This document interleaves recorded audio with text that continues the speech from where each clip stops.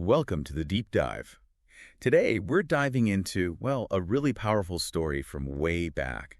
It's about betrayal, faith, leadership, all wrapped up in what they call a father's song. Yeah, and what makes this one, Psalm 3, so gripping is how personal the betrayal is. I mean, this isn't just politics as usual. Right. It's a family tragedy, really exploding onto the national scene. Exactly. So we're going to unpack Psalm 3, written by King David. And our mission really is to pull out the wisdom, the sort of surprising insights from David's experience. Think of it as a kind of shortcut to understanding resilience, faith when the odds seem impossible.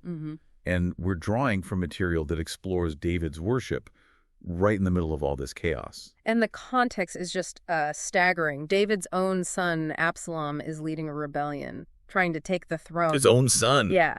And many people David trusted, advisors, friends, who went with Absalom. David actually had to run, flee Jerusalem, the city of David, his city. It's about as bad as it gets.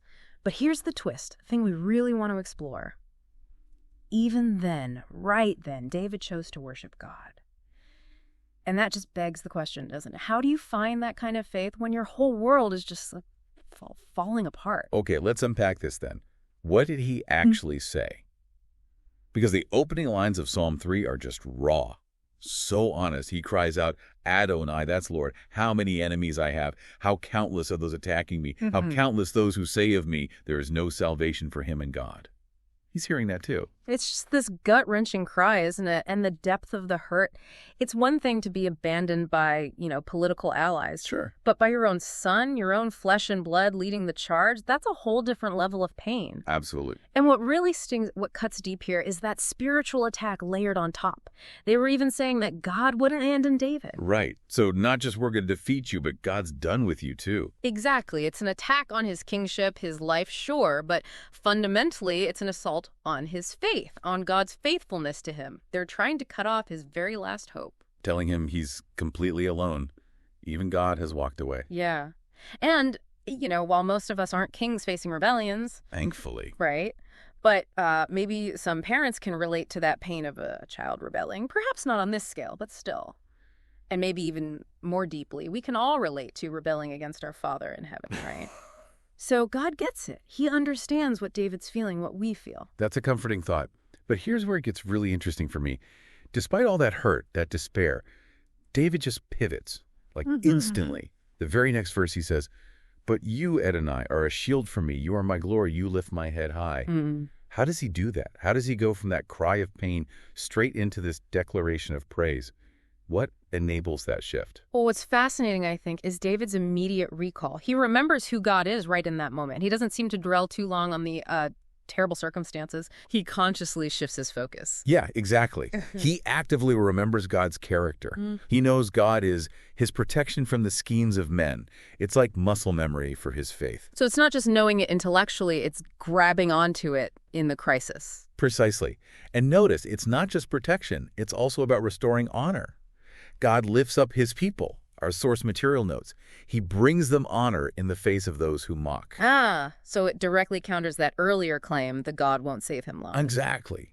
David saying, oh no, you've got it wrong. God will protect me and he'll restore my dignity. He'll lift my head high when you're trying to shame me. It's basically David declaring God can flip the script. Incredible resilience. Yeah. And this confidence, this shift in focus, it clearly fuels his prayer because he goes on, with my voice, I call out to Adonai, and he answers me from his holy hill. And then this detail that seems almost mundane, but it speaks volumes. I lie down and sleep, then wake up again because Adonai sustains me. Right, so that first part, he answers me from his holy hill. What does that really signify? It suggests a direct line, doesn't it? A divine response. Yeah. A connection between the prayer down here on earth and the power up there in heaven. It tells us God is listening. He's accessible. He answers when his children call. It's not just wishful thinking for David. It feels like a certainty. Okay, and the sleep part. That really jumped out at me too. Sleeping when you're being hunted. It's profound, isn't it? The link between sleep and trust. David seems to understand that God is in control of even the tiny details. I mean, think about it. Most of us toss and turn before a big presentation. Right, or less. Yeah. David's got an army, led by his son, coming for him, and he takes a nap. It's almost defiant trust. It is the very act of falling asleep, surrounded by enemies, and then waking up safe. It's a powerful demonstration of trust. It's like David saying, look, if God can handle something as basic as keeping me alive through the night, letting me sleep and wake up. But then I can trust him with the big stuff too, like the army. Exactly. It's about surrendering control, finding peace, because, God's ultimately sovereign over everything, big and small. And this deep trust, this sense of being sustained, it builds to this just astonishing declaration in verse 6. I am not afraid of the tens of thousands set against me on every side. Let's pause on that again. He's on the run. His son's army is huge. He's surrounded. And he says, I'm not afraid. It just flies in the face of reality. It does. But his fearlessness comes straight from that conviction. God sustains me. If God's got my back, it literally does not matter how many join forces against him. Why? Because the creator of everything is on his side. Right. When you genuinely believe that the one who made the universe is for you, well, suddenly the size of the opposing army doesn't seem quite so overwhelming. It completely reframes the threat, doesn't it? Shifts perspective from the visible danger to the invisible protector. Absolutely. And the message for us is powerful, too. As children of God, the same logic applies. We don't actually have anything to ultimately fear, no matter how bleak things might look from our vantage point. David's showing us, understand who's really in charge, who's really on your side, and fear starts to lose its grip. Okay, so his prayer then takes another turn. It gets active. He pleads directly for God to step in. Rise up, Adonai, save me, my God, for you slap all my enemies in the face, you smash the teeth of the wicked. Now that sounds quite aggressive. It does use strong imagery, yeah. Smashing teeth. What's going on there? Yeah. Is he just asking God to obliterate them? Or is there something more nuanced happening? Well, looking deeper, it seems David isn't asking for, total annihilation, which, might be understandable given the betrayal. Sure, the human reaction. Right. Instead, he's asking God to sort of go on the offensive for him. But notice the way he asks. The form of the judgment is key. Our source suggests he doesn't ask God to kill them, but only to slap them and wake them up, and to make their attacks on him ineffective by breaking their teeth. So it's less about destruction and more about stopping them. Disarming them, making them realize what they're doing. Exactly. It's about incapacitating the evil, maybe jolting them into awareness rather than just wiping them out immediately. It shows this surprising element of maybe mercy even within the judgment. It's a prayer to nullify their power to harm him, and maybe, just maybe, for them to see the error of their ways.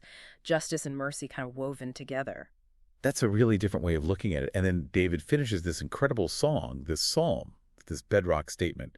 Victory comes from Adonai, ultimate dependence. But then he adds something that frankly blows me away considering everything he's just been through. May your blessing rest on your people. Yeah. That last line is remarkable, isn't it? Because you have to ask, who are your people in this context? Well, it has to include the rebels, right? His son, the advisors, the soldiers following Absalom. They're all Israelites. They're God's people too, technically. Precisely. Yeah. So why, after all this pain, this betrayal, does David pray for them? It really highlights his sense of responsibility, doesn't it? He's still the father of the nation, even when his own son is trying to kill him. Wow. His final thought isn't revenge, it's blessing. Blessing for others. It really underscores that his hope wasn't in his own army or strategy. It was entirely in God stepping in. And his ultimate concern, even then, was for the well-being of the whole nation, even the parts that were hurting him. So, okay, let's pull this together. What does this deep dive into Psalm 3 really show us? We've seen David's journey, haven't we? From rock-bottom despair to this unwavering faith, even praying for his enemies. Yeah. So the takeaways for you listening, they're pretty profound. David teaches us, first, be honest with God, cry out with your hurts. But then, remember his character. He's our shield, our glory, our sustainer. Trust him with the big things and the small things, like waking up in the morning. And face your fears knowing the Creator's on your side. And it's such a powerful reminder that any real victory we hope for, whatever challenge we're facing, it comes from God alone. It's not about our own strength. Right. Maybe the hardest part, even in our deepest pain, that call to consider others, to reflect that larger, merciful perspective that David shows, it goes beyond just coping. It's a different way to live. Yeah, it really is. So here's something to maybe chew on until our next deep dive. Think about David's choice. Praying for his people, the ones who betrayed him. What would it actually look like in your life to genuinely extend blessing, not curses, to those who deeply wronged you? And how might doing that, even considering it, deepen your own trust in God's ultimate victory and his mercy? Something to think about.